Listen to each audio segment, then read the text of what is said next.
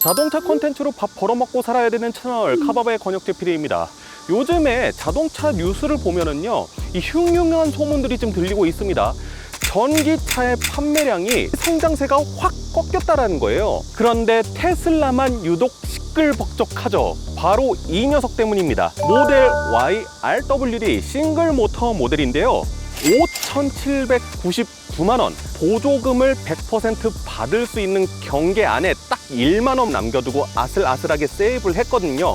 그래서 보조금을 100% 받을 수 있을 것이다. 원래도 인기가 많았었던 SUV 모델 Y를 그렇게 판다 하니까 난리가 난 거죠. 환경보호 입장에서는 난처할 거예요. 모델 3가 이미 한번 그런 전적이 있었죠. 국산 브랜드 위주로 해서 보조금이 돌아갈 수 있도록 약간씩 장치를 더한 것들이 있어요. 보조금 가격이 얼마일지 아직 픽스가 안 됐어요. 사실 이 테슬라를 구매하려고 했던 사람들, 혹은 테슬라를 구매하신 사람들은 학습 효과라는 게 있을 거예요. 테슬라는 언제 얼만큼 가격을 인상할 줄 모른다. 지금 이 기회 놓치면은 앞으로 가격 얼마나 오를지 모른다. 그런데 이 차량의 가장 치명적인 단점이 있죠. 바로 리튬 이온 3원계 배터리가 아닌 리튬 인산철 배터리를 사용을 한다라는 것입니다. 그래서 주행거리도 다른 모델 Y들에 비해서 조금은 짧은 편이고, 겨울철에 얼마만큼 주행할 수 있을 것인가, 이것이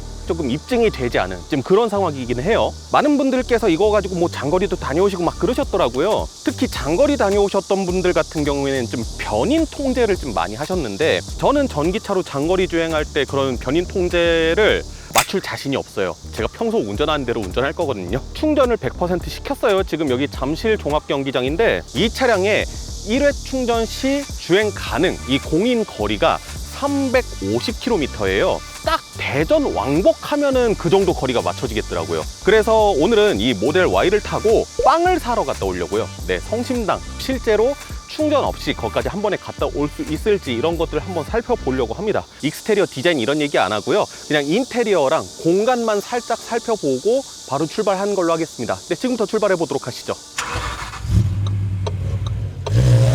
자, 솔직하게 얘기해서 저는 이 모델 Y의 디자인을 그렇게 좋아하진 않습니다. 모델 3 기반으로 해서 이 밑에 좀 늘리고 이 위에 좀 늘리고 해가지고, 실제로 이런 헤드라이트라든가 리어램프 같은 경우에는 부품이 똑같은데 그냥 모델 3 기반으로 해서 위아래로 늘린 거예요. 포토샵으로 늘린 것 마냥. 거기에다가 이 패스트백 형태로 이렇게 지붕을 쭉 내려서 모델 3와 거의 이 부분도 비슷하잖아요. 이렇게 만든 차량인데 과연 이 차가 SUV의 가장 중요한 덕목인 실용성을 제대로 갖출 수 있을 것이냐, 항상 이것에 대한 의문이 있었거든요.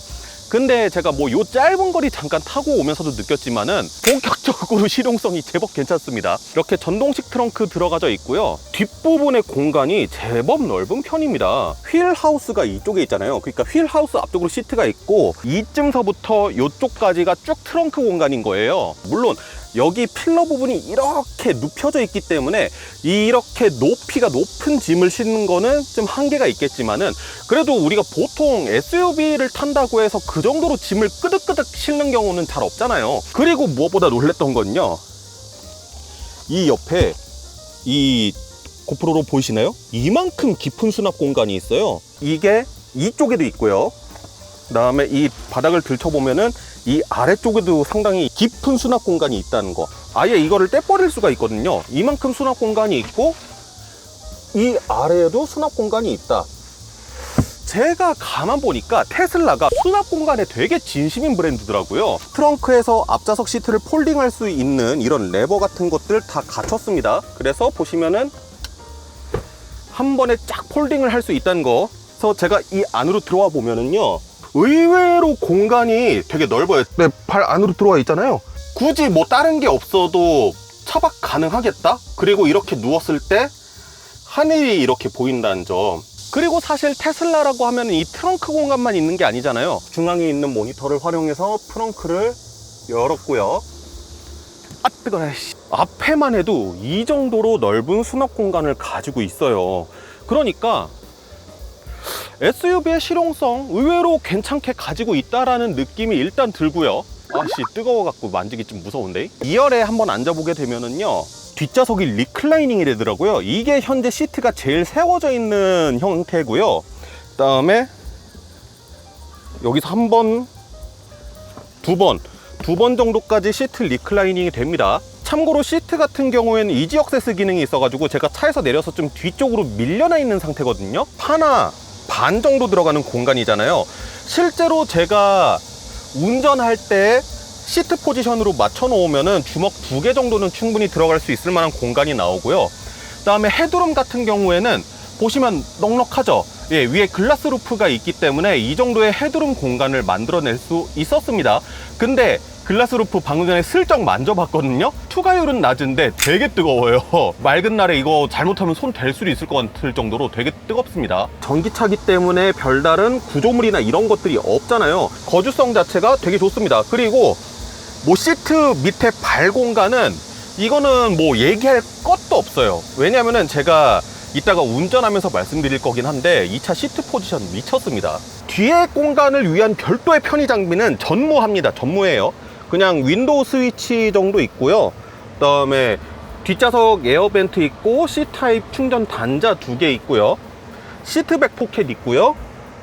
암레스트 내리면은 이거 앞만 봐도 폭스바겐하고 부품 공유한 것 같은데 이런 컵홀더 있습니다. 열선 시트나 그런 거는 일단 없다라는 점 말씀드릴 수 있고요. 그냥 모델3 키크니 버전 아니야? 라고 생각하고 이게 무슨 SUV야 라고 저도 그렇게 생각을 했는데 의외로 괜찮습니다. 의외로 효율성이 나쁘지 않은 것 같아요. 오늘 날씨가요 미쳤어요. 그냥 뜨거워요. RWD 모델에는 통풍 시트 없고 열선 시트가 있는 정도이기 때문에 어쩔 수 없이 이렇게 에어컨을 좀 틀고 간다는 점 양해 말씀 부탁드리고, 모델 S랑 똑같아요. 별도의 송풍구, 에어벤트 이런 것이 있는 게 아니라 얇은 이 구멍 안쪽에서 바람이 이렇게 나오거든요.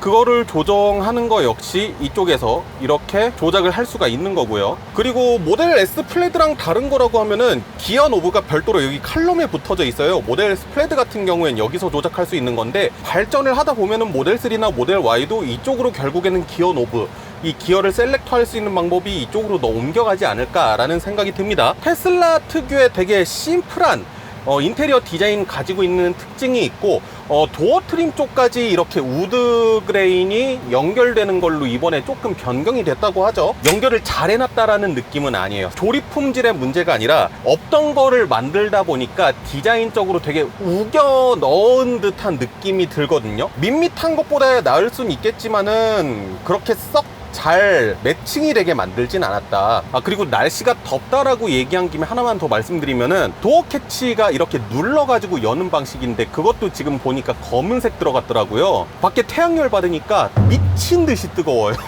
오늘 몇 번 화상 입는 줄 알았어요. 진짜 개선할 수 있는 방법을 만들어야 되지 않을까 싶고, 시트 포지션이 생각보단 되게 높습니다. 물론 전기차다 보니까 밑에 배터리가 깔려 있어서 시트 포지션이 좀 더 높아지고, 아무래도 모델 3보다는 조금 더 높인 차잖아요. 그렇기 때문에 시트 포지션을 좀 높인 것도 있겠지만은 생각보다 높아요. 대시보드가 엄청 낮게 느껴지거든요. 물론 SUV를 타시는 분들이 이런 높은 시트 포지션을 선호한다라는 거를 생각을 해보면은 장점으로 다가올 부분 중에 하나겠죠. 테슬라의 이 내비게이션 모델 S 플레드 시승하면서 신뢰도가 쭉 떨어진 거 아시죠? 이 내비게이션도 쓰지만은 카카오 내비도 좀 같이 쓰면서 이동하도록 하겠습니다. 테슬라 내비게이션이 안내하는 거는 168km, 도착하면은 배터리가 47%일 거라고 안내를 해주고 있네요. 네, 똑같은 경로로 안내를 하니까 한번 믿고 가보도록 하겠습니다. 359km를 갈 수 있다고 되어 있어요. 촬영하면서 계속 에어컨 틀고 그러다 보니까 90% 초반대까지 떨어졌는데, 그러면은 과연 이 배터리 잔량 가지고 성심당까지 왕복이 가능한지 한번 본격적으로 주행을 해보도록 하겠습니다. 조수석에 아무도 없는데 안전벨트를 매라고 하죠. 카메라 무게 때문에 그런가 봅니다. 윈도우 몰딩도 검은색이에요. 팔뚝에 화상 입을 뻔했어. 이거 좀 뭔가, 이거는 방법이 좀 있어야 되지 않을까요? 모델 Y 국내에 들어와 있던 거, 롱레인지라든가 퍼포먼스 모델, 이거는 다 미국에서 만든 거거든요.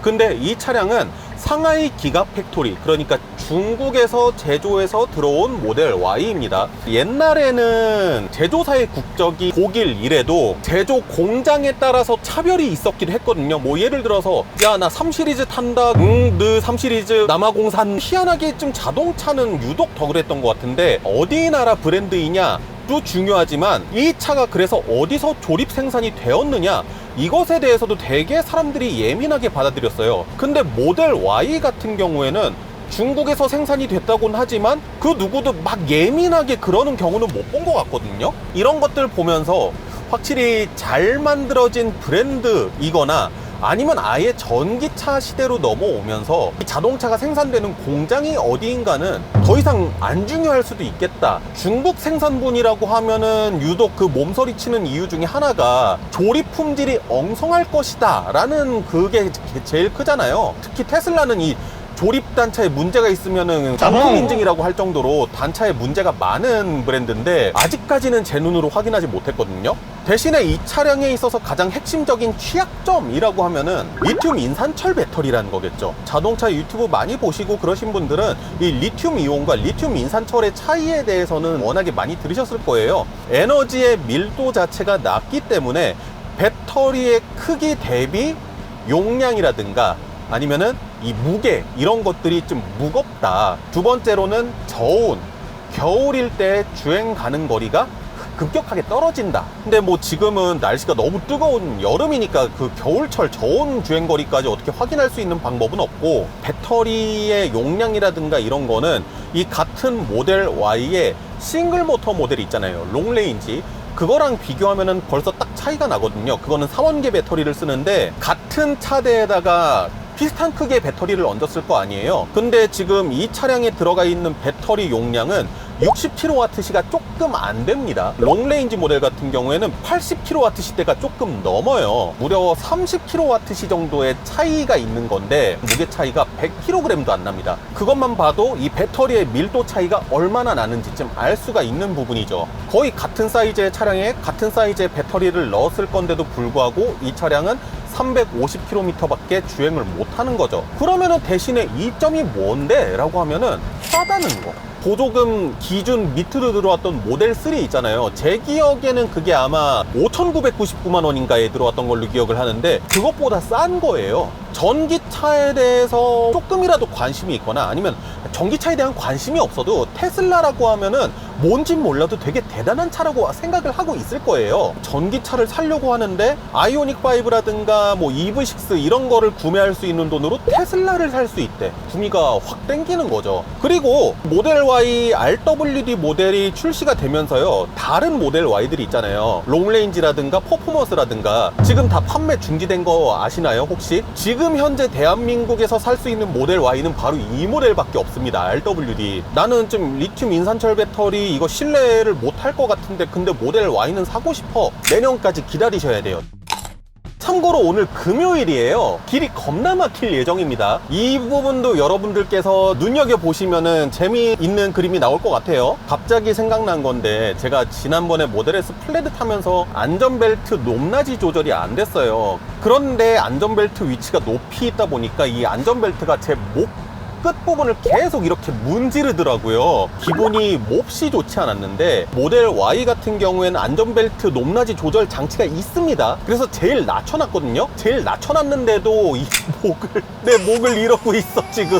미국 사람들의 체형에 맞춰가지고 설계해서 이렇게 되지 않았을까라는 생각이 드는데 앉은 키가 작은 사람들한테는 되게 불편하게 다가올 수도 있을 것 같아요. 그리고 비상등 아까 한참 찾았는데 비상등이 여기 있거든요. 뭐 물론 익숙해지니까 괜찮긴 한데 되게 위치가 생뚱맞은 위치긴 해요. 파워트레인 같은 경우에는 싱글모터 장착이 되어 있고 300마력이 조금 안 되거든요. 한 295마력인가 그 정도가 나오고 최대 토크 같은 경우에는 340Nm니까 35kg 포스미터가 조금 안 되게 나올 겁니다. 테슬라의 여타 다른 모델들하고 비교했을 때 출력이 막 그렇게 높은 정도는 아니에요. 다만 제가 이 싱글모터 전기차들을 타면서 늘상 드렸던 말씀 중에 하나가 전기차는 초반부터 빡 하고 토크가 치기 때문에 출력의 부족함이라든가 그런 것을 느끼기 어렵다 이런 말씀 드렸는데, 특히나 이 차량은 싱글 모터 중에서는 그래도 제법 출력이 괜찮거든요. 최근에 탔었던 코나 EV라든가 폴스타2의 싱글 모터 이런 차량들 보면은 다 200마력 초반대 중반대를 조금 못 미치는 그런 최고 출력을 가지고 있는데 295마력 정도 되기 때문에 뭐 그렇게 출력이 나쁘진 않다. 주행 모드에 들어가서 보게 되면은요, 가속을 컴포트와 표준으로 놔두고 스티어링 모드를 컴포트, 표준, 스포츠 이렇게 놔두게 되어 있습니다. 컴포트 모드로 가속을 하고 있는데, 우리 테슬라라고 하면 좀 익숙해지셔야죠. 회생 제동 모드가 되게 강하게 물려 있는데 그 정도를 조절을 못합니다. 엑셀레이터 페달에서 발만 놔도 상당히 감속이 크게 되거든요. 이런 회생제동의 느낌을 가속 페달에다가 살리고 있다. 엑셀 페달이 되게 무겁게 느껴진다는 거예요. 여기에서 표준 모드로 두게 되면은 봉인해 놓은 듯한 그런 묵직한 느낌이 사라지고 조금은 가벼운 느낌이 됩니다. 지금 한 시속 60km 정도 되고 있는데, 여기에서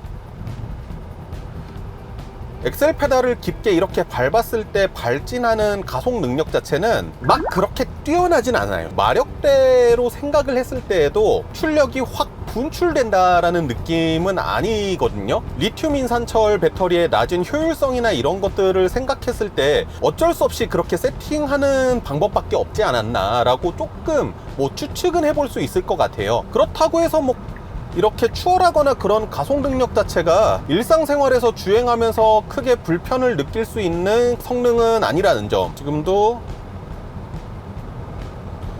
지금 이게 풀악셀이거든요. 꾸준히 쭉 눌러주면은 쭉 나가는 정도, 그 정도의 성능이다. NVH의 특성을 말씀을 드리자고 하면은 엔진 소리는 없기 때문에 그 외에 다른 소음들이 좀 들어오기 마련인데 풍절음은 거의 없습니다. 공기 역학이라든가 이런 부분에 있어서도 나름 괜찮은 실력을 보여주고 있기 때문에 풍절음은 크게 안 들리고, 노면 소음도 노면만 괜찮다면은 그렇게 들어오는 편은 아니에요. 지금과 같이 약간 콘크리트 재질로 포장되어 있는 이런 도로를 달릴 때는 노면에 소음이 좀 올라오긴 하는데, 뭐 이거는 사실 어떤 타이어나 마찬가지니까. 그래서 MVH는 상당히 잘 막은 것 같다. 그러면은 여기서 오디오 안 들어볼 수 없죠. 제가 지난번에 모델 S 플레드 타면서 오디오 진짜 미쳤다라고 말씀을 드린 적이 있습니다.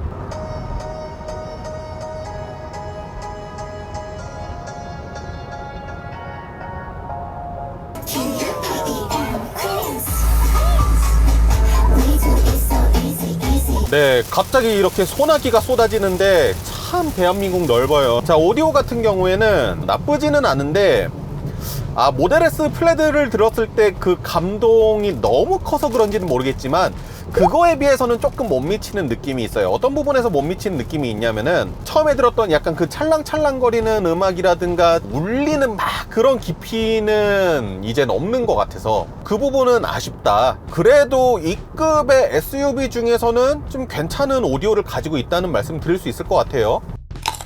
이 시승 차량 같은 경우에는 FSD를 옵션으로 선택한 차량이거든요. 모델 Y 같은 경우에는 ADAS를 활성화시킬 때 이 컬럼에 붙어 있는 기어 노브를 2번 연속으로 빠르게 눌러주면 됩니다.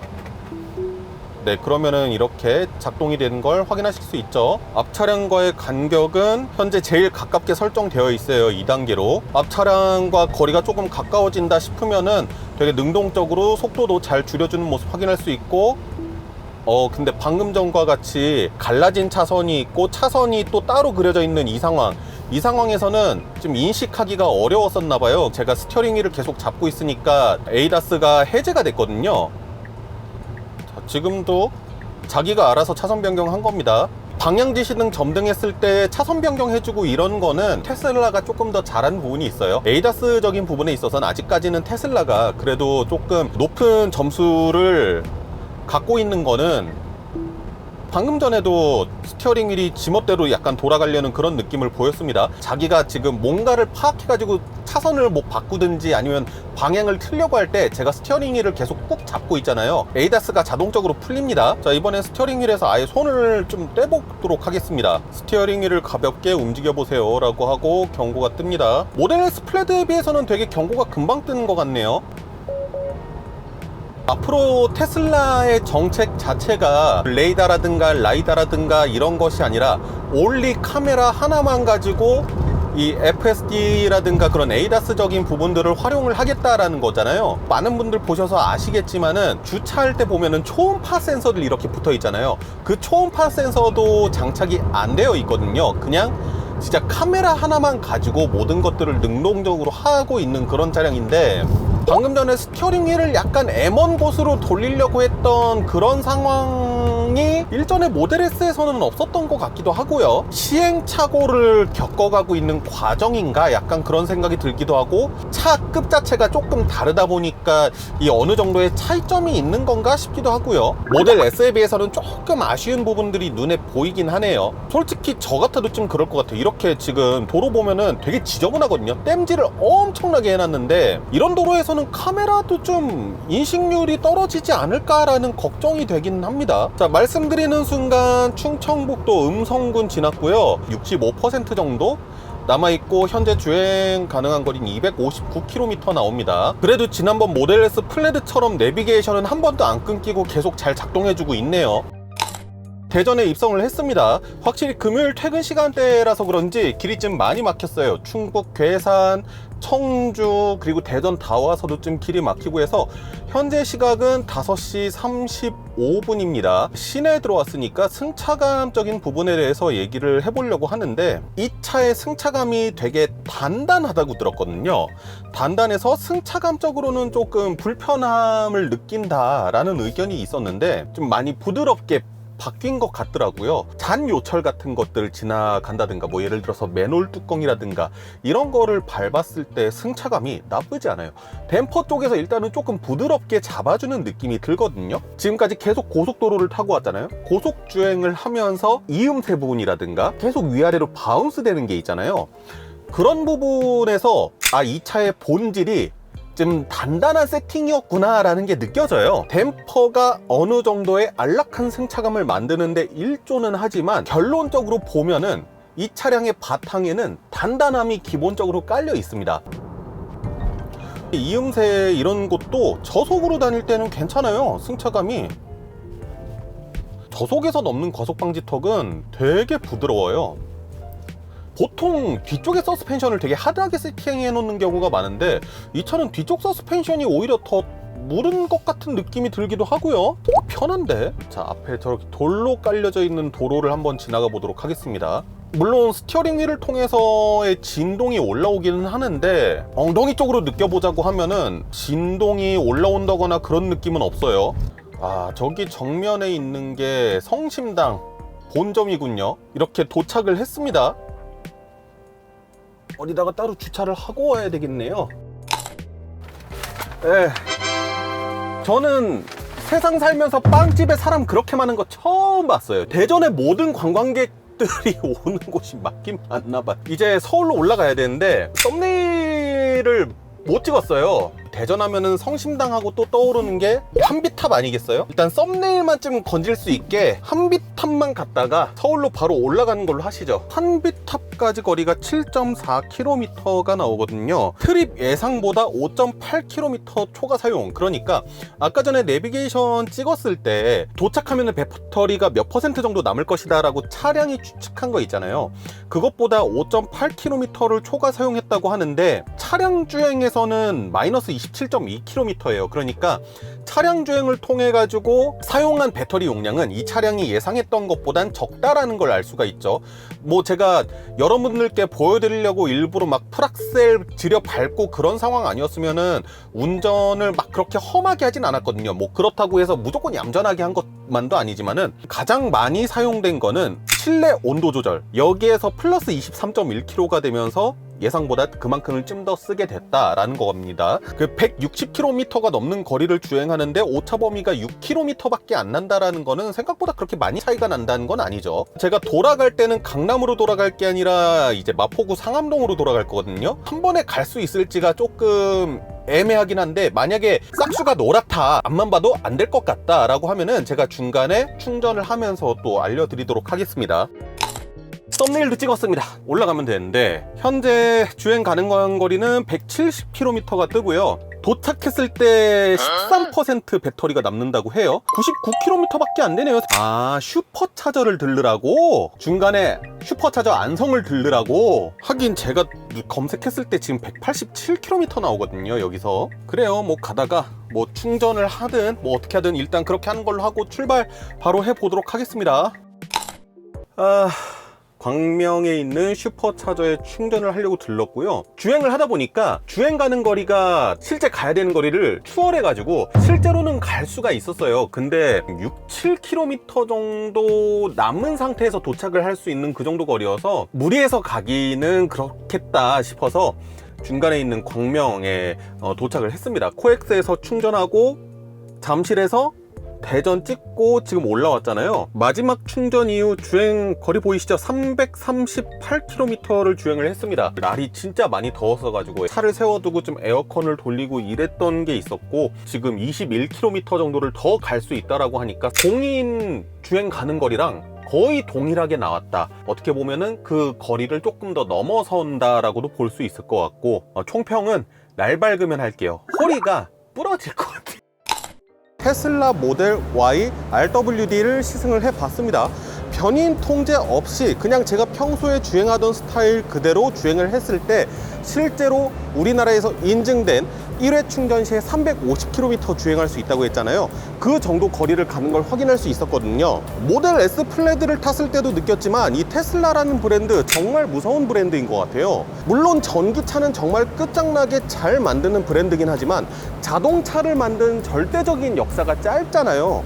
그래서 좀 부족한 것들이 있었죠. 뭐 예를 들어서 전체적인 뭐 마감이라든가 모델 3와 Y 같은 경우엔 특히 승차감이 안 좋다라는 얘기가 많았었는데, 사실 여기 있는 이 모델 Y는 신차로 아예 새롭게 출시하거나 아니면 부분 변경을 하거나 그런 모델도 아니거든요. 같은 모델 안에서도 이렇게 승차감의 차이가 벌어질 수 있을 거라는 거, 전반적으로 마감이나 이런 것도 확실히 좋아졌어요. 뭐 물론 자동차를 만든 지 얼마 안 됐기 때문에 조금씩 부족한 부분들 보입니다. 손잡이가 너무 뜨거운 문제라든가, 특히 시트, 나름 등받이는 어느 정도 몸을 지지해 준다라고 생각을 했는데 방석 자체가 일단 되게 짧아요. 시트에 앉았을 때 시트가 나를 딱 잡아준다라는 느낌보다는 어딘가에 그냥 걸터 앉아 있다라는 느낌이 되게 강하게 들거든요. 분명 푹신푹신하고 뭐 시트의 소재나 이런 것도 나쁘지 않은 것 같은데 그런 느낌이 들어요. 그런데 워낙에 이런 단점에 대해서 보완하고 발전해 나가는 속도가 빠르다 보니까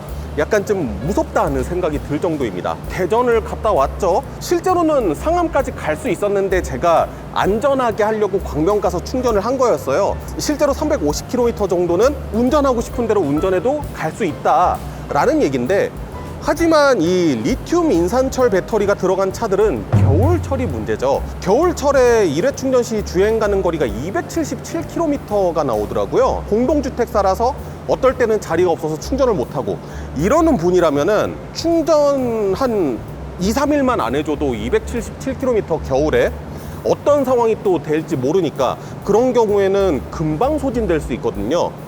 그리고 장거리를 자주 가신다라고 하면은 솔직히 277km라는 거리는 되게 부담스럽긴 해요. 고속도로에 슈퍼차저가 막 그렇게 보급이 되어 있지 않잖아요. 충전을 내가 지속적으로 해줄 수 있고, 그리고 나는 어차피 서울 근교에서 왔다 갔다 출퇴근이 거의 전부다 라고 하시는 분한테는 뭐 상당히 괜찮은 차입니다. 그 정도 가격대에 오토파일럿 들어가 있고, 이 테슬라가 지원하는 차량 내 인포테인먼트라든가 그런 것들도 그대로 쓸 수 있고, 파워트레인적인 욕심이 크지 않다라고 하면은 저는 테슬라에 입문하시기 위한 테슬라의 교보제로서의 역할도 충분히 잘 할 수 있을 것으로 생각이 듭니다. 요즘 이 테슬라의 분위기가 상당히 적극적이고 저돌적이죠. 모델 3 같은 경우에는 9월 달에 뭐 부분 변경이 출시가 될 거다라는 카더라가 좀 있고, 뭐 모델 Y보다는 당연하게 저렴하게 더욱더 적극적으로 공세를 펼칠 것이다 이런 얘기도 있는데, 대중들이 쉽게 접근할 수 있는 전기차들이 잘 확보가 되어 있어야 되지 않을까라는 생각도 좀 하게 됩니다. 코나 EV라든가 니로 EV가 그런 역할을 하고 있지만요. 저는 지금까지 자동차 콘텐츠로 밥 벌어 먹어야 되는 채널 카밥의 권혁진 PD였습니다. 네, 감사합니다.